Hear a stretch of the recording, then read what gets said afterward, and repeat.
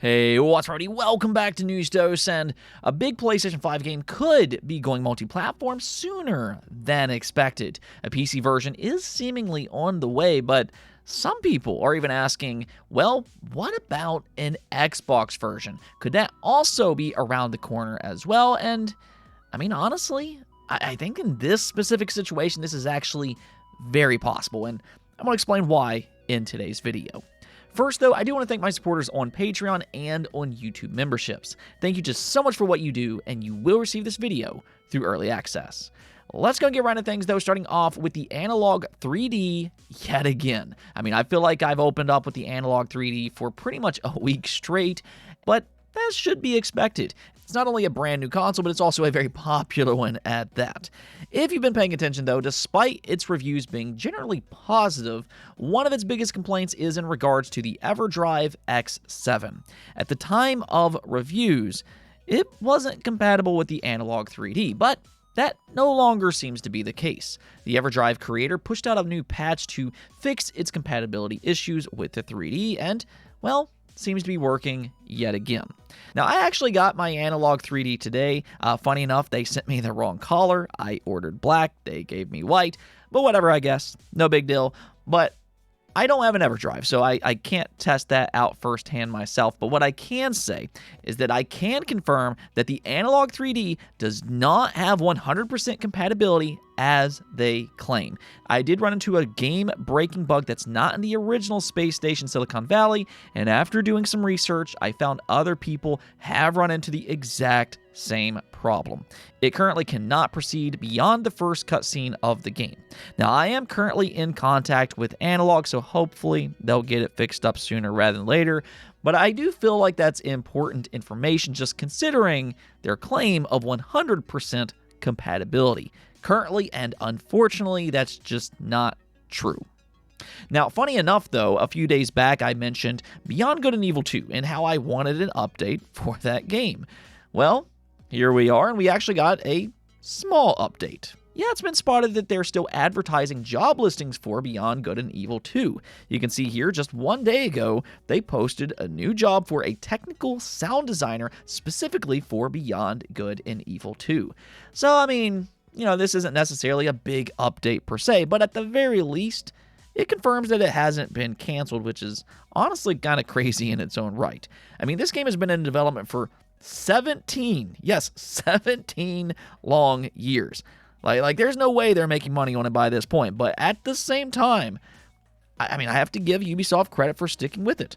I mean, there's a lot of diehard fans of the original title, and it would just be heartbreaking if it got canceled after all of these years. So hopefully it will make it to market at some point, you know, hopefully sooner rather than later. But for the time being, we can rest knowing that it's still in active development, or at least as of this time. Now, we also got some news for The Witcher 4 because CD Projekt Red responded to its recent speculation online. Basically, because it was nominated for the most anticipated games, there's been some speculation online that a new trailer and maybe even a release date could pop up during the Game Awards. However, this is what CD Projekt Red had to say. They said that I'm very happy to see The Witcher 4 nominated in the most anticipated game category at the Game Awards. Thanks to everyone who has already voted. Your support means a lot to us. We, however, won't be bringing any new content to the Game Awards this year, but we are, as always, excited to watch the show and celebrate this amazing industry's great night alongside all of you. So, there you go. I hate to be the breaker of bad news, but I think it's important to talk about this type of stuff because I know during this time of the year, expectations become a little bit unrealistic. I mean, we're already seeing rumors about Half-Life 3, and while I would love to believe that's true, my honest opinion is to expect nothing. That way, no matter what happens at the Game Awards, you won't leave disappointed. I mean, if it's there, then hey, that's great. But at the same time, I definitely wouldn't go in with certain expectations, and I'm just going to leave it at that. I mean, for that matter, Jeff Keighley showcases generally tend to be more on the mediocre side of things. So again, expect nothing, and just let the chips fall where they may. All right, now let's go and get into the big news of the day, and that's actually for a Game of the Year contender being Death Stranding 2. Now, I'm going to go ahead and tell you all right now, I'm actually a really big fan of this series. I know it's not necessarily for everybody, and the first game especially does have some pacing problems, admittedly so, but still, I love this series. It's hard for me to decide right now until I finish Expedition 33, but if anything else, it's genuinely one of the most memorable experiences that I've had for any video game. Like, I mean, it truly is crazy. Kojima went off the wall with some of the stuff in this game, but here's the thing.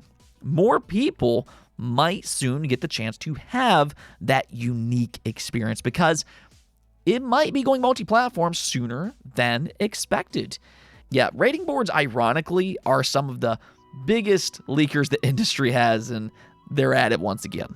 Like seriously, these gaming companies should probably have a talk with them because this type of stuff keeps happening. But yeah, ESRB just listed Death Stranding 2 for PC. Now, people are asking about an Xbox version. I'll come back to that in just a moment. But interestingly, this is happening right before the Game Awards. And, you know, it's no secret that Kojima tends to have a big presence at Jeff Keighley's showcases. I mean, they're good friends with each other. And for better or worse, Kojima oftentimes does get an extra spotlight because of that. And maybe even more so this year because Death Stranding 2 was nominated for Game of the Year.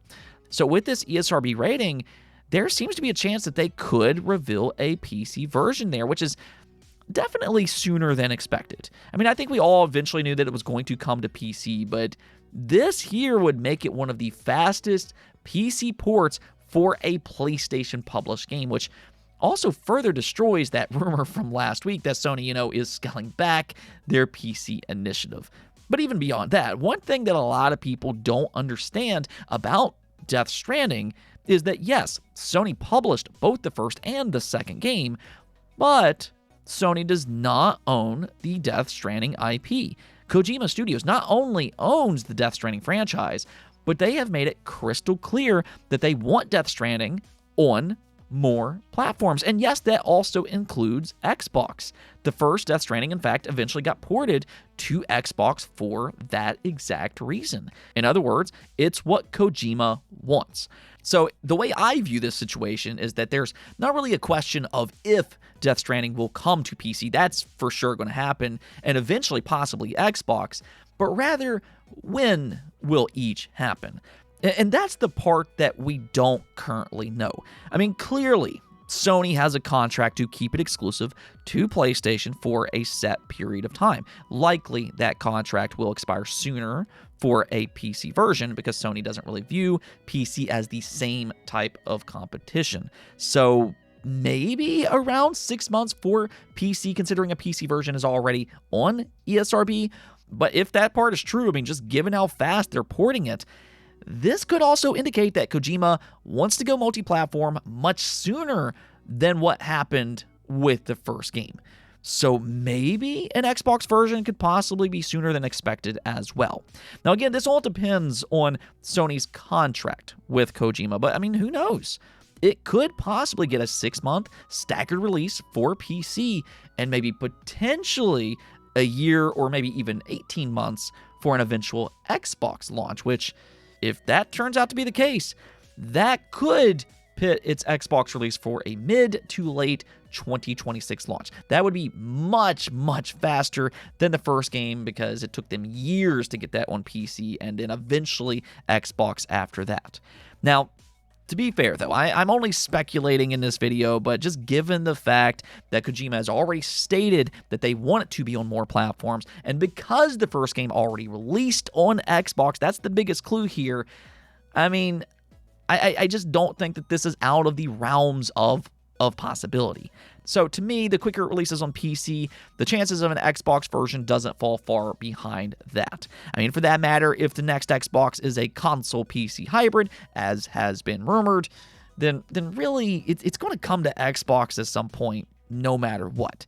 So I kind of feel like Sony might just want to go ahead and accept that these console PC exclusives that they've been doing aren't exactly going to work the same way next generation, because they're going to be available on Xbox anyways. Let me know what you all think about this, though. Do you think that there's a chance that Death Stranding 2 will launch on Xbox in 2026? And also, let me hear what your Game of the Year is so far.